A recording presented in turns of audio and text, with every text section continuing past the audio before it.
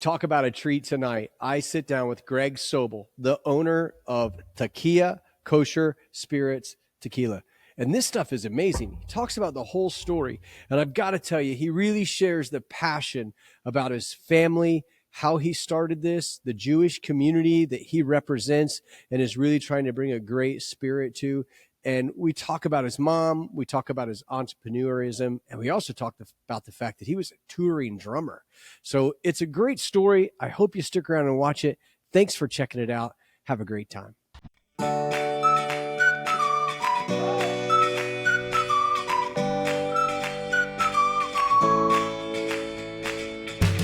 I'm here with Greg. How you doing tonight, Greg? Hey, Brad, doing well. Well, I'm excited to talk to you about your tequila, Tekiah Kosher Spirits. I'm excited about having you here and talk about your journey in tequila, your story. That's always, to me, kind of the coolest part. And then, of course, to talk about the process of your tequila and how you came up with this. So why don't you tell everybody a little bit about who you are and where you're from? Awesome, for sure. I really appreciate you having me on the show. I've been watching all the different videos, all the content. I think everything you're putting out is high quality. And I love all the different videos and all the different things you've been able to provide. So it's super entertaining and educational for me. No problem. I live in Detroit, Michigan, Metro Detroit. I grew up here. I'm married. I have two little boys, and I work with my wife. She's an amazing high-end interior designer, Carrie Long of Carrie Long Interiors. So we have tag team everything, and we're very entrepreneurial together. So we've done a lot of things, and when I came up with this concept, I first said to her, this is a crazy idea. I mean, what do you think about this? Kosher tequila called Tekiah. She's like, wow, that's actually really cool. I think it's a great idea. Of course, when you say something like that, you immediately think, yeah, it's a great idea. So of course, if somebody's already done it, it exists. Sure. You Google it. Oh, there it is. Yep. And I went and I checked it out, and it was pretty much like tumbleweeds and ghost towns. So like, this is weird. How come I can't find it? It all came about because when I went to go get a bottle of kosher tequila that I wanted to take to for instance, a rabbi, and they need it to give a toast or a l'chaim, I went to the store and I asked, and I'm like, hey, I'm looking for it. No, we don't really have anything like that. It blew my mind. I'm like, well, why not? So then after researching it, I realized, I guess I could try to make this. To me is in my blood. My mom was born and raised there. I grew up going there since I was a baby. All my family and cousins are there. And it is a big community that in Mexico City, you see a big community of the Jewish Mexicans too. Right now, Mexico City has a Jewish president. It's pretty unbelievable. So it was it all made sense to me. And I started doing my research and figuring it out. And then it was for me, I had a really clear vision. Because when I thought of this, I already knew exactly what I wanted to do and how, kind of like Kevin Costner. Like, I just have to build it and they'll come. And that was it. So I'm like, I already know. I became obsessed. I started buying as much tequila as I could to know what is a good tequila and why is it good and how is it made and where is it coming from, and getting to all the noms and distillers. And then at some point I just said, hey, Carrie, I have to go to Guadalajara next weekend.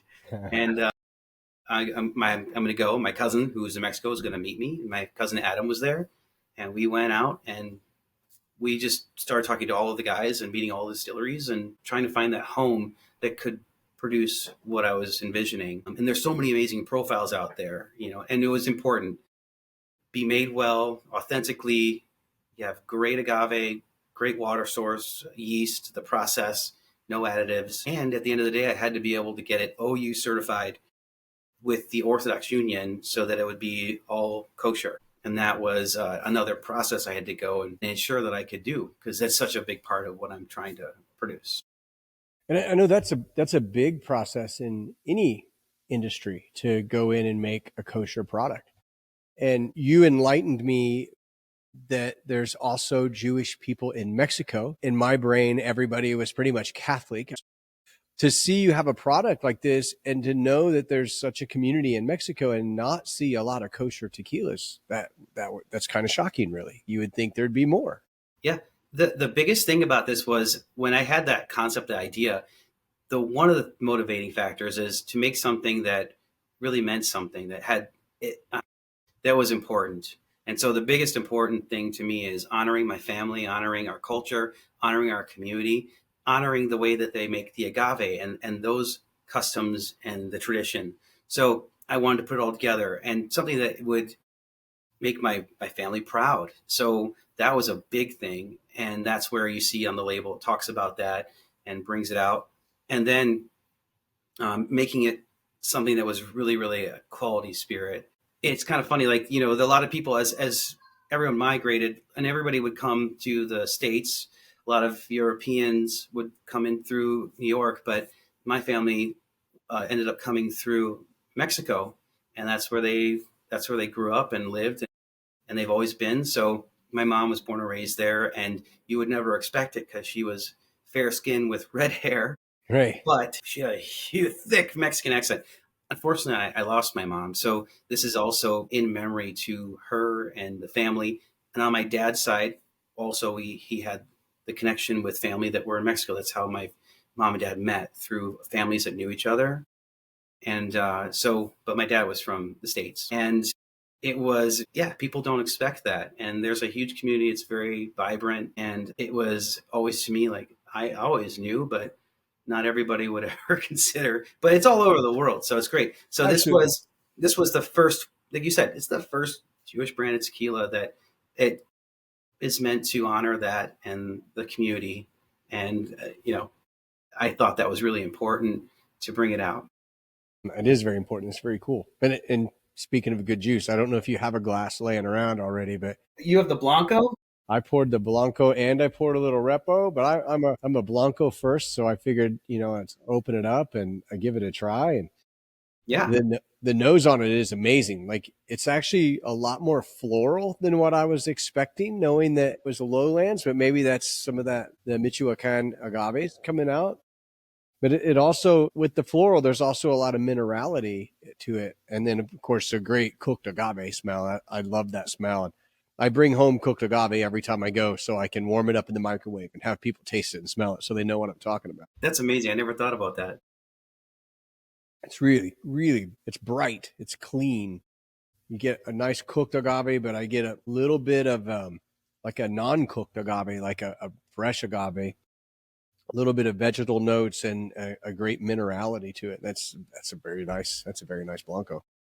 It really struck me, like, I tried a lot of different profiles, and there was something really special about this one and how they made it. I love the minerality part, but Mm-hmm. the really good fresh agave. And so it was, I couldn't put my finger on either, but when I had gone there and I kept going back to it, I was like, this is just too good. And a lot of it too is that the family that owns it, the brother and the sister Sandra and Jose, they have their agave farms in Michoacan, and that's where they started off in the business as producers and growers and farmers. And so they grow these unbelievable, nice, really mature and really, really unbelievable agave. And they bring them down to the Tequila Valley Distillery, and that's where they process them all. And that's where they also incorporate the deep well water of the Tequila Valley with all those rich minerals in the soil. And then the fermentation's open air. It's a mix of yeast and the open fermentation, wild, I guess. And then it's twice distilled in steel. It's rested in, it's fermented in steel and then distilled in steel with copper coil. And they just do a great job. It's also autoclave, but they do Low pressure. low pressure. And it's also roller mill, but they manage to do it so that it yields a great product. Yeah, you have great agave sugars in it. Like, you can taste that agave, and it's got a nice sweetness to it. And it even has, after it's let it sit here and open up, I tasted it earlier. Now I pick up a little bit of almost like a lime or orange hint in the beginning of the finish. And I don't always find that, like, orange peel, orange zest, and lime in a Blanco that's lowlands. That you find that in the highlands a little bit more often. So this is really good. You've got a great tequila. Thanks. No, it was, I knew I've always, like, I would give friends blind samples, blind tests before anybody knew I was doing. I was like, what do you think? What do you think? And they go, oh, this one is really good. I'm like, Great, thank you. And I was like, all right. And then eventually I was letting people know what was up. Uh, but it was, yeah, it was a big part of the research. I really think it's a great foundation for whatever you do after. And it's an amazing Blanco. It makes a really well balanced mixing drink if you want to do it that way. But honestly, the best way is like this, where you can really experience the tequila. I think on top of that, the distillery has, they have a lot of those. I think the floral elements. I mean, it's surrounded by lots of fruit trees and flowers and all these things, and the all the different elements that come into play with the natural vegetation around the distillery. I'm sure that it does help and take effect there. Yeah, I've seen the distillery too, and you're right. It's almost like forest on a couple sides of it as it's Yeah. tucked back in there, right? So there's so many different mango trees and fruit trees that are in that area, and it definitely has had an influence in the natural fermentation just from all the vegetation that's there. That's very good. So after you've gone through the cooking process and the milling process and distilling, are they resting it or aerating it before they bottle, or are they pretty much going right to bottling? No, it does. I think there's a little aeration in that, and then it rests in like a stainless tank to let it calm down. And I've seen the tank; it's a big tank, so it gives it the opportunity. I mean, I know after you put anything through a process like that, it needs to relax. It just went through a whole transformative process into what it is. So yeah, it lets it rest, and then they'll do the bottling. And the bottling there had to, because this bottle doesn't really fit into what they use for their automated. Everything had to be done by hand. So I was a little bit worried, but it was fine. I know at 1522 they do things like that. A lot of other distilleries. So it's very. I mean, the bottle itself is 100% post-consumer recycled. They fill it by hand. They labeled it by hand. Everything was done by hand, and it's pretty amazing. It's all handcrafted. So it really adds a lot to what you're experiencing, and you realize how much work goes into it. It's kind of really changes your perspective. It's a really well done product. And I that was like my thing. That was important to me, like I said, because I'm honoring my family, I'm honoring community. I want to bring something that is really a, a high quality product that people can use to celebrate and enjoy life with. Because a big part of like looking into why you want to celebrate is that every day we have a lot of things that are in our lives that are tragedies or things that are negative on the news. You can't focus on that. If we can be together and share a toast, a l'chaim, a salute, we are doing something good to celebrate something and be positive. And tequila is already naturally uplifting, I feel. How can you go wrong? So having a great spirit was important for that reason. And I think that's where, again, I was driven to bring something to the market that was a little bit different. I like how you have this, like, it looks like a hand blown bottle, the waves and things in the bottle. So it has a really authentic look to it. And tell me a little bit about what this logo means. I'm going to put Yeah. it on the screen so people Yeah. can see it up close, but explain to me what everything is, because there's a lot of symbolism in here, and it looks like there's a lot of message.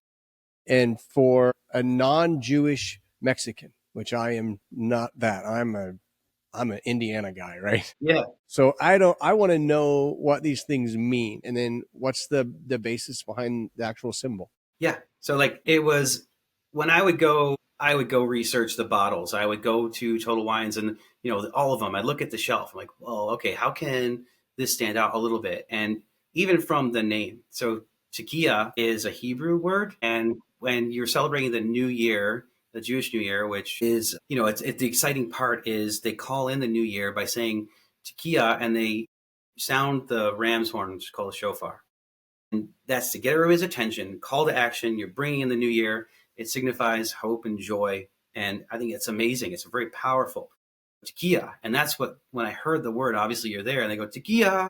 And I go, oh, tequila. I'm like, that's great. That's great. Hey, that would be a really great thing. Well, obviously there it is. So if you look at in right here, that is a shofar.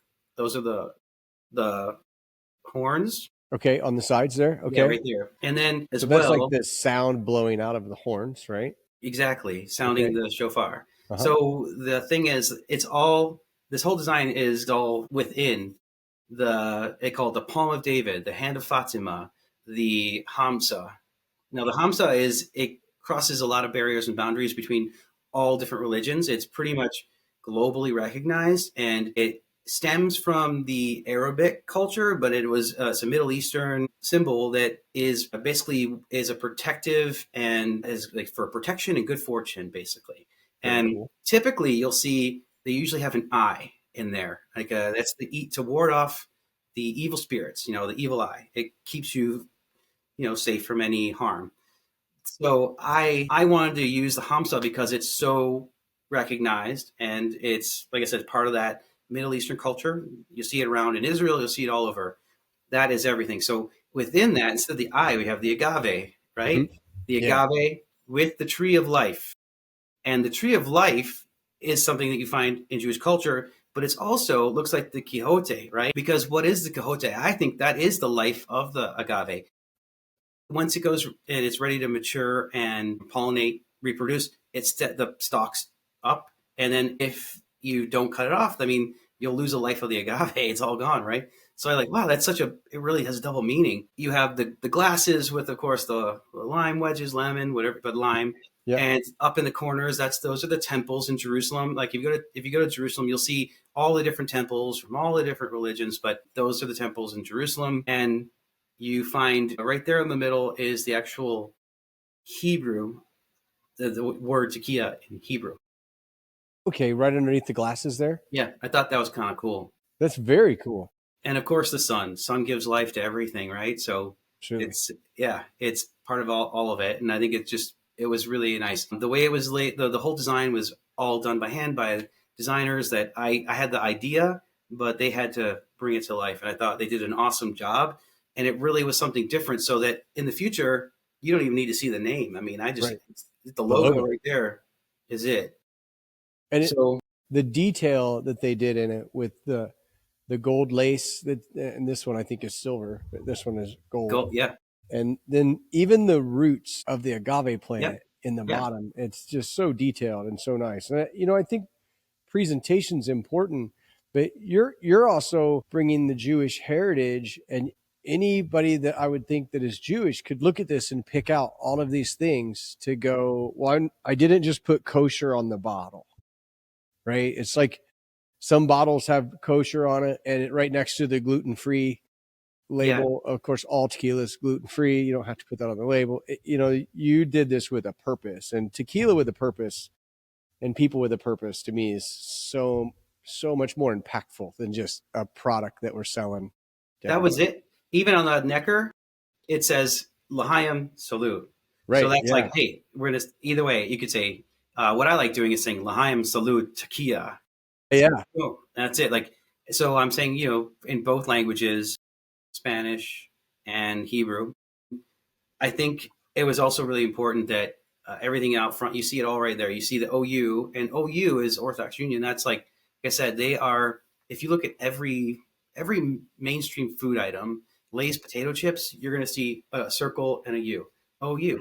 OU is on everything. So for the people that are very religious and observant, and the people that aren't, if they're looking for it, you'll see it. But more importantly, these days the kosher market is much bigger than just the Jewish community. It's people that when you're drinking tequila, you want to drink it because additive-free tequila is better for you. It's a better feeling that you get. You don't feel so awful the next day, and it's a little bit of a healthier choice. So you want something that's better for you. And usually, what it is this signifies OU. Not only that, now it's a pure, clean product because of that extra level of attention to detail and production. You know that it's been made to a higher standard. And so for people that want to consume things that are better, OU and kosher mean something more. And I always try to relate it to the person that maybe is at a baseball game and you have hot dogs and they say, yeah, get your ballpark and or get your, kosher beef dog. I'm like, well, I know the kosher beef dog is all beef and they verified that. I don't know what's in the ballpark, Frank. It could be anything left over that they threw into that. And I want to know that it's pure, clean, good quality. And that was also the intention with doing that. So it's more than just what I've put together. It can appeal to a lot of people. Yeah. And you've put together the label to really teach. as well. Like somebody can see this label and they're going to know. So it's really cool. The bottle's cool. It's got a great presentation. It's got great juice. How did you end up picking NOM 1574 and landing there and knowing that those were your people? Yeah, I had coordinated. I made lots of phone calls, and I talked to a lot of different distilleries in my very bad broken Spanish, trying to get through to people and get meetings. And I got got a lot of samples from Michigan, but then I realized no, I got to get down there. I got in contact with a really amazing guy, Vinny Estrada, and I explained exactly what I'm doing, and this is exactly the type of place I want. We had highlighted, I don't know, a good bunch of distilleries. We went to Rondas and Jesus Maria, and we went to Amatitan, we went to Tequila, and I tried a whole bunch. At the end of the day, this one really stood out. And I was really grateful, and I was lucky that my cousin Adam came with me. Not only do we have this amazing bond with music, we both love music, we're both musicians, but he has a great palate. He's studied culinary arts and he loves tequila. So this was a huge, just amazing fun trip for both of us. We learned a lot, and we both shared notes, and we both kept coming back to this original. When we got the sample after we were at the distillery, we both kept coming back to it. I still have my sample, actually. My cousin his was gone for a long time. It was just so good. I couldn't stop drinking it. Like, I know, I got to figure this out. I kept reaching out. I reached out to them after I really decided this is the direction I want to go. And what actually was so cool about it is, if you look, they're not really a contract distillery. They don't make for brands. When I talked to them and I really shared how I'm doing it and what I want to do, and I shared my design, the whole deal, the owner was kind of in shock. I've never seen something like that before. This is really unique, and this is something that I'd like to be a part of. And the fact that you're using, she said, the hand of Fatima shows that this could be a really blessed project. And I think we need to do this. And she said, that's what gave it the green light. I didn't know that until we met later at the bottling. And I was really blown away. And that was part of the big factor, because it was a unique approach to what you find in the industry is always kind of the same approach. This is a unique, different angle.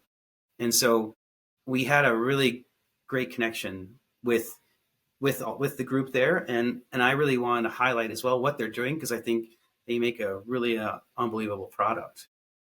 That's awesome. It's really cool when you connect, and when you connect in a way that maybe you didn't even know you are connecting, and you find out later that was a connecting point. And I think the bringing such a purpose to what you do, it does make it extra special. There's a lot of people that just want to go make a product and do what George Clooney did, right?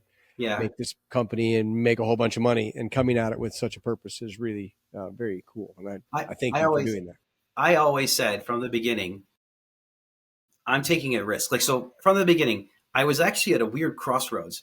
Being a drummer and having young kids, I have nowhere to play now since we're in the house that we live in. I don't have a basement. We had a crawl space. Oh, okay, I'll figure it out. I was going to build kind of like what your man cave is, except picture mine being my drum studio, my little space so I can put all my stuff and get a chance to play. Realistically, I have a 4.5 and a 6.5-year-old. I'll probably get 5 minutes a month to play if I'm lucky. Right now, this is unbelievable that I can do this interview. And so I thought, realistically, if I have this amazing idea and I can't stop thinking about it, I'm obsessed about it. I said, I'm not going to build a studio. It's a waste. I'm going to focus on doing this and find a way to make it happen. And that's what led me to it. And I think that's everything just kind of would unravel from there. It was hard to explain. So yeah. And that was the purpose and the idea. I lost my train of thought, what you said first, but I was going to say, it was at a weird crossroads where this was, I had no choice, and I abandoned that. And I think for the future, for building it, I know what I was going to say. It was always my motivation to do it like that way, because I knew that it could be really, really impactful and mean a lot. And I want to do something to create a legacy and honor our family. And I just basically knew that, like I said, I had to do it. And the market to me was pretty clear where I could be, but it would always be sort of like a niche market. I'm not trying to be a Casamigos or a Patron or anybody like that. It was never my goal. If I could just capture a little bit of the market, that'd be great. And you talk about kosher, people will say, hey, you've got kosher wine. Do you have that Manischewitz wine? And everybody knows Manischewitz wine is not the best wine. There are a lot of other good kosher wines, but Manischewitz, the name, the brand, it's been around for so long. And that market that they have, I thought, wow, I looked it up. Like, if you just had that much of the tequila market that they have, and it would be like the Manischewitz of tequila, I'm really happy. That would be so successful to just be able to get it out there and be there in that market. And if it goes beyond that, that would be great. I never thought that it could actually, I don't know. We'll see. My intention was never to create a Casamigos. And I don't know if that's what Clooney's and Gerber's intention was, but I mean, obviously they had the microphone and all the influence to get all these people to try it. I mean, he was George Clooney. Are you kidding me? You're done. Yeah, you're good. Like, that's what I really respect about a couple of people. I really respect how Alex and Jimbre have done it. I love how they've built it from the ground up, and they're like a great model. I love how they've done it. And then I love how Sammy has done it. I went to it wasn't for tequila, but Sammy was in Detroit at the Fox. He was launching his brand new beer that he's created Red Rocker in Detroit. beer. Red Rocker Lager, I think. Nope. It was amazing. My buddies and I were there, and it's like watching him work and what he's done in that in Denver, and what he's done with all the tequilas and the rums. And like, this guy is amazing. So like, I look at that, I think, man, that's so cool. And he's doing it because he loves it. He has fun with it. He appreciates it. It's like, that's all. And if it sells a few places here and there, he's happy. It's great. That's kind of like how I want. Like, I love the tequila. I love all of the tequilas. I can't afford to buy all of them, but I'd love to. And I think it would be great to have it and bring it out for people and let them enjoy it. And if it goes beyond, great. If I capture that Manischewitz market, wonderful. I know that will be great. Like, hey, we're good. So that's where I'm coming from with it. But honestly, it's more, like I said, to really respect my family and honor the family and honor the people who make it and highlight that. And yeah, that's where it comes from. Okay, so you mentioned Sammy Hagar and you mentioned playing the drums. Yeah. Just so you know, this man cave or garage thing that we built here onto our house was not just to have a bar, but there's a full PA that is in here, all EVs. This is run through a digital. You'll recognize something like this. This isn't just for your normal podcast. Well, you got the remote mixer on your pad. Like, wow, that's great. It's all going through a mixer. I've got 6 or 7 guitars hanging up there in my office. So I'm a music guy. I love music. So tell me about what you do playing the drums. I started playing the drums, started off on piano, and my mom always liked classical music. And so I play things, take lessons. Then, of course, I'm watching MTV. I'm watching all the all the stuff on there, and just all the rock bands. And wow, those guys look cool. And I remember like trying to figure out, what is that Zajian's Zildjian? Like, that's the drummer. Like, that's what he's playing. And I got obsessed with drums. I actually got obsessed with drums like I've gotten with tequila. And it was like that passion. So I loved music from an early age. And when I was here in Michigan, my dad was a psychology professor, and he had one of his students said, we've got a free drum set. You want it? And they brought it over, and I started playing, and I was picking up beats on it, and I started taking lessons, and that was where it just took off. And my teacher in town was one of the best, like, big band jazz drummers, and an unreal teacher. I got to shadow him and see everything, and it was that's all I could think about. And so then I went to school for it, went to college for it, and started touring. And I was in different bands that toured out of Florida and Georgia, and then we'd travel all over that side, the coast and whatever. And then I moved to LA, and I was in a bunch of bands, and we're touring and doing that album deal. It was like we got to do a lot. Ended up from LA to Austin to Nashville. And in that time, I loved drums, but I realized this is a kind of difficult living. And I thought I want a little bit more stability. And so I decided to, hey, all right, the passion of music will never go away, but I'm willing to explore something different. And I came back to Michigan, and I got into the world of finance and mortgage underwriting, but I always played in a production company. So every weekend I was playing parties and private events, corporate deals, weddings, different clubs.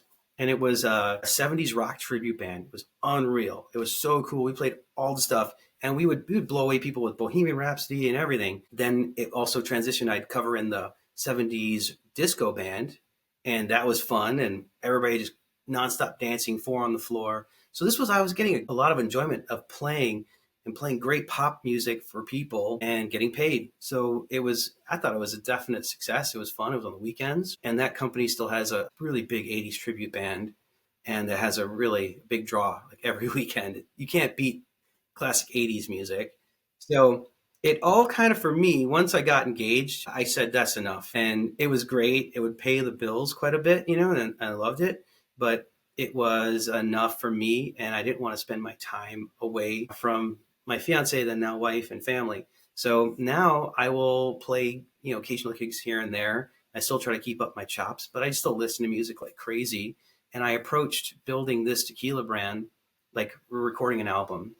The whole concept. What is it? What's going to be that single? What's my Blanco single? Like, how am I going to market that? How am I going to tell the story? How am I going to launch it? How am I going to build my hometown following so that the people are screaming the lyrics up at you on stage, and then move it to all the other towns that you're going to hit.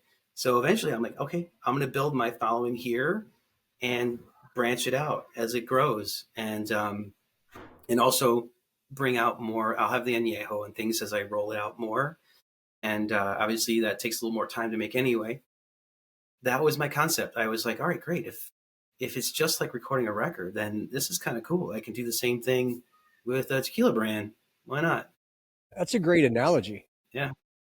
Because a lot of people probably don't think about the songs that you're writing to go on that album, how you're going to position those on the album, what's going to be a release, what's going to be a B-side, what are all those things that you're going to do, and then how are you going to promote that and tour with it? That's people. Yeah. I've a lot of friends in the music business and never have played like at a massive professional level, only played local spots and gigs on the weekends. You're bringing a passion, and you're going to have tequila enthusiasts get excited about it and talk about it. And you're going to be able to bring this out at weddings and parties and all the places where you share great tequila, and you're sharing yours. Like that's really cool. I think that's the biggest thing. Tequila really, I feel it brings people together. And how can you have a bad time when you have tequila around? It's good. It's like when you have a work meeting, people used to be like, we're going to have a work meeting. There's going to be some food. So people show up. You imagine, hey, there's going to be tequila. Everybody shows up. Everybody's there. As long as there's tacos. Tacos and tequila, I'm there. The thing is, what was cool is, all that stuff. Like when you're recording, it's like when you record a record, there's so much time that went into that before anybody hears a first song. Years and just all the demoing. And I consider the demoing all those like demo bottles of all the different variations I've received and worked on. Like, man, I got to figure this out and then get it to that point. That's the agave growing in that field for all those years. Yeah, too. Right. And it's like, this is cool. Like, it makes total sense. And I've been so happy to finally be able to share it. The tequila finally arrived. I started the process October of 23, right around then. And when I finally got it to land here, it was December 20th of 24. So perfect, right in time for the holidays. And then I was finally getting to have people try it and get their reaction and then tell people about the story. And I gave a presentation here locally. It was about over 60 people. And it was my first time really introducing the brand and talking to people. And I swear, when I left that, I felt like I just, like you said, played a stadium. I felt like I just played a gig and it had the craziest endorphin. I was so happy. It felt so great. Just like when you play an amazing gig, except less sweaty. Less sweaty, yeah. The drummer's wore out, yeah. It's disgusting. But and I kind of miss being that physical too. It's something therapeutic about hitting things like, but I was like, but anyway, I couldn't believe how much it felt like I just played a huge gig. It was so exciting. And to see people enjoy it was like, I never would have imagined that. So bringing it to life from nothing, that was a huge kick. Very cool. Okay. So the repo, I just tasted the repo. This is you really got cool. it. Yeah. I can't wait for you to try. So is this 4 months in well, white oak Okay. American white oak whiskey barrel. Very nice. I think. I mean, you tell me what you think.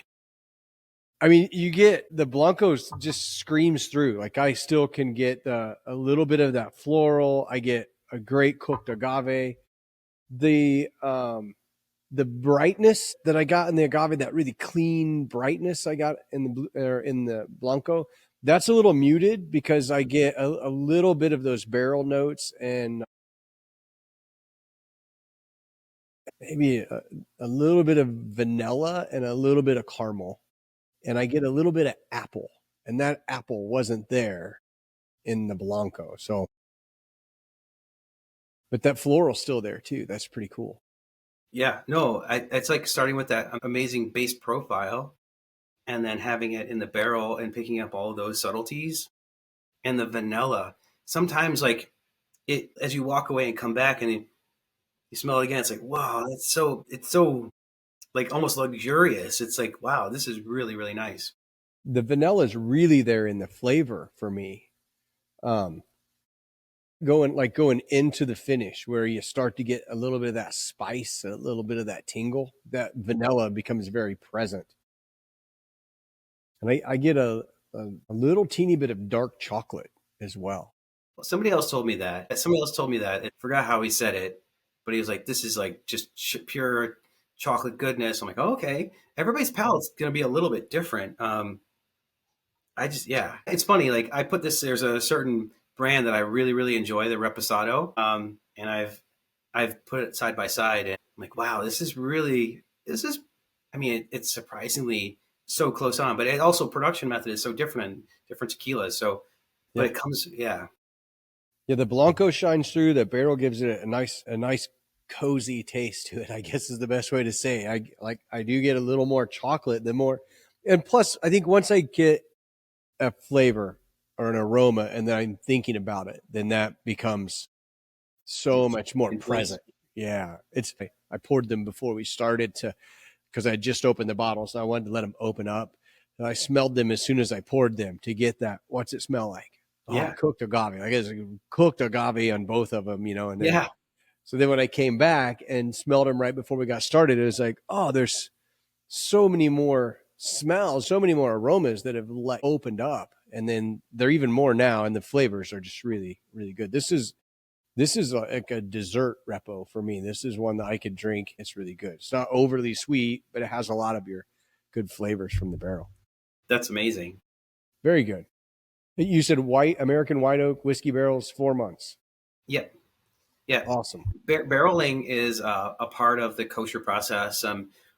When I knew that I was going to start working with Morava, we had to make sure I coordinated with the OU in New York, coordinated with the OU representatives in Guadalajara, and they had to go do a full inspection of the facilities, how they manufacture, what they're using, what the yeast is, where, what's going on with the machinery, and then check out the final production. It's pretty amazing. You can go through all the detailed notes that you find from the CRT, and they can look at all that and then exactly know how everything's been done and find the records for everything, and then ensure that this will meet our standards. Plus, we need to make sure we're making all the kosher standards. And the barrel had to be, I couldn't use certain French or wine barrels and things like that. It had to be adhering to the kosher laws, and we were able to use the American white oak whiskey, and I think the product tastes great. So I'm happy with it. I want to be doing some experimentation with different barrels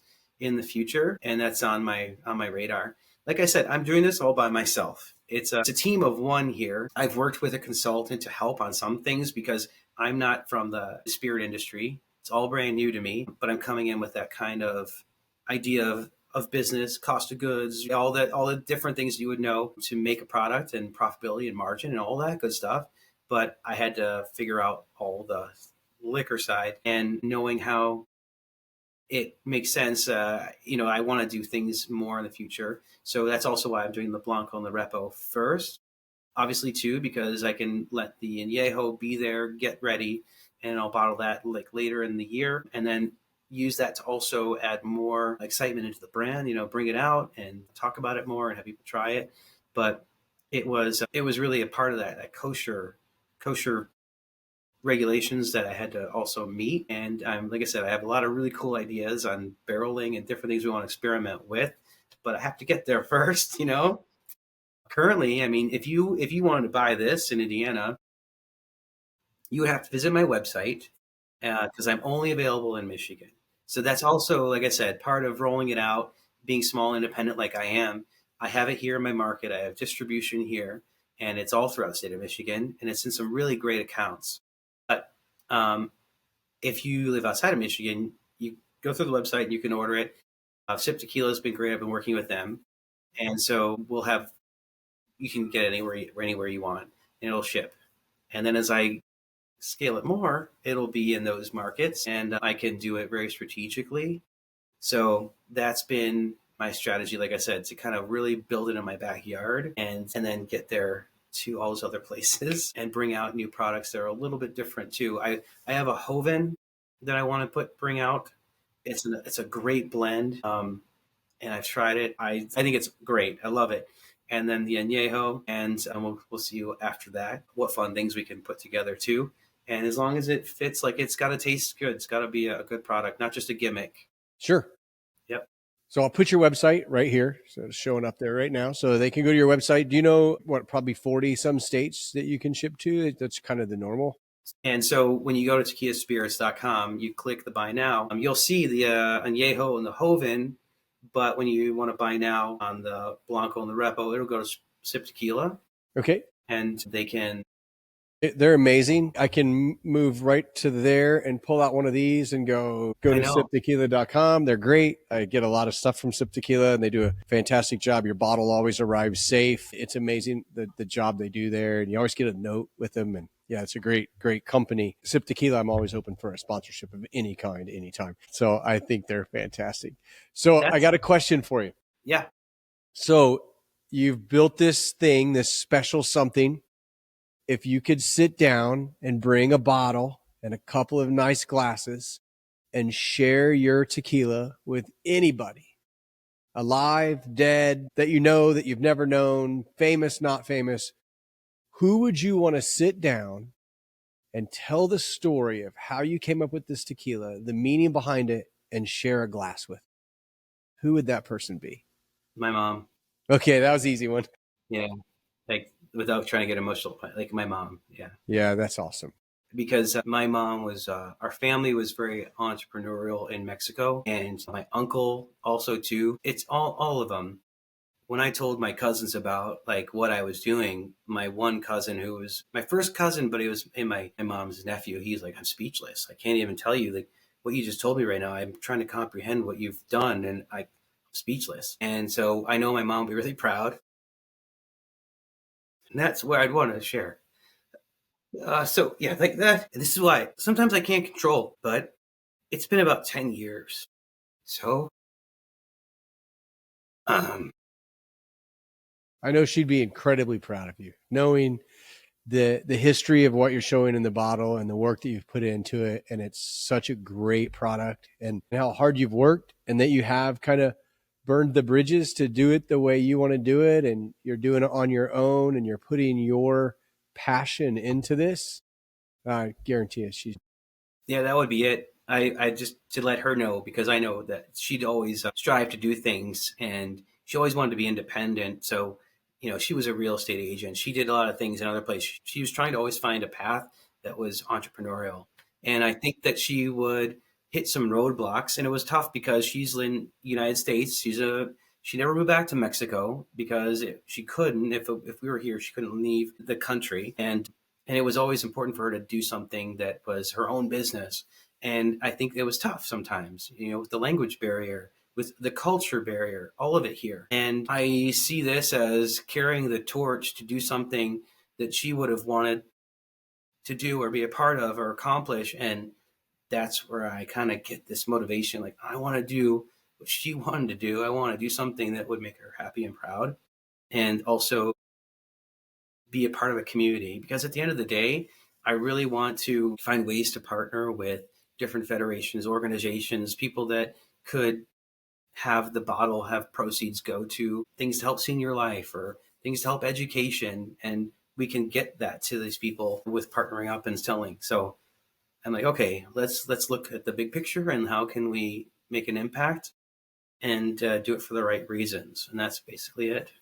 Wow, that's awesome. Yeah. That's awesome. Thanks to Greg's mom for Yeah. being such a hard worker and an entrepreneur and instilling so many things in you that has driven you to be as successful as you are, and then put some passion behind a project like this. I appreciate that. You've done an amazing job, and that's awesome. So your social media is fantastic. I know you do some videos yourself. You did a great watermelon margarita drink Oh, that yeah. I haven't tried that one yet, but I'm going to give it a shot. So I'll put all of that on here too, and we'll put all of your social media where people can find you, and we'll link up your website so people can order. And I want to say thanks. Thanks for taking your time out of your busy day to sit down with a goofy guy that talks about tequila on the internet and share your passion and your product. And I appreciate you very much. So, Well, thanks. salute and cheers. I appreciate it. Brad, I really, like I said, I've been watching your content. I've been watching all the, great videos you're producing, the great education you're providing, and highlighting brands that maybe otherwise wouldn't have the opportunity, like me. And I think I really appreciate what you're doing. I really love being here and talking to you, and I can't wait to do more things as well. So yeah, L'chaim Salute Tekiah. L'chaim Thank you. salute tequila. That's it. Yeah. I'm so happy. Like I said, it's a really, really nice product. And so sharing it is very special. Great product. Well, thanks for coming on tonight. I appreciate you very much. Cool. Awesome. Thanks, Brad.